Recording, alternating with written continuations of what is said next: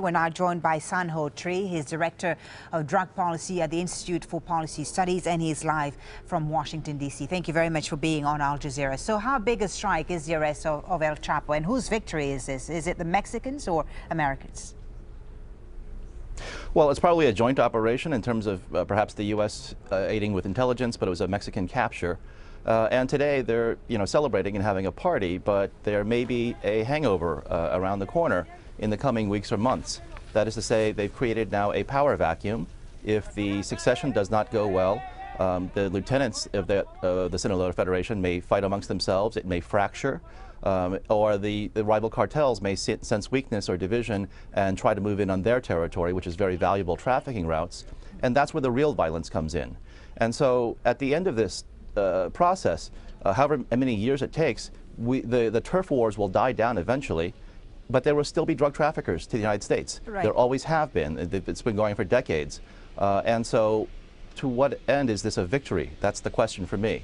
I like the fact that this is a very evil man and he's been brought to justice finally, but does this, it's not going to reduce the amount of drugs coming to the United States. And in fact, there's an internal study from the U.S. Office of Customs and Border Protection.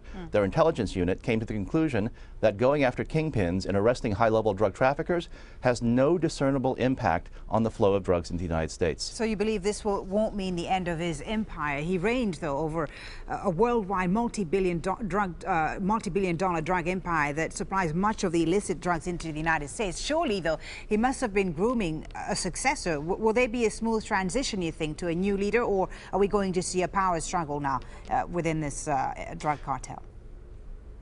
It's too soon to tell, but he's been living life as a fugitive for so long and been so secluded that it is very likely that he's already transferred a lot of that authority to deputies. Whether they, maintain their current structure is it's too soon to tell. Right. So, in your opinion, this arrest will not stop Mexico's thriving drug trade, will it? Well, they have it in the past. There's no indication that this will be any different than all the previous arrests. So do you believe that the war on drugs that's been led in Mexico in the last few years under the former president Felipe Calderon and so on hasn't been a success? I don't think so, no. 80,000 people have died. There is still, it hasn't changed the amount of drugs coming to the United States, and is not likely to in the future. So what is the point of 80,000 dead? What going after kingpins does is that it opens up a vacuum.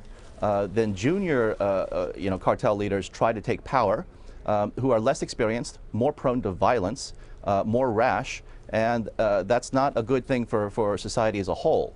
That's not to say, these older traffickers are any better, but El Chapo has had great longevity, and you don't achieve great longevity in this business by being brash and being too violent. He was one that favored the bribe over the bullet, but if you didn't take the bribe, he wouldn't hesitate to use the bullets. Whereas other cartels like the Zetas use bullets all the time. That's the only language they know.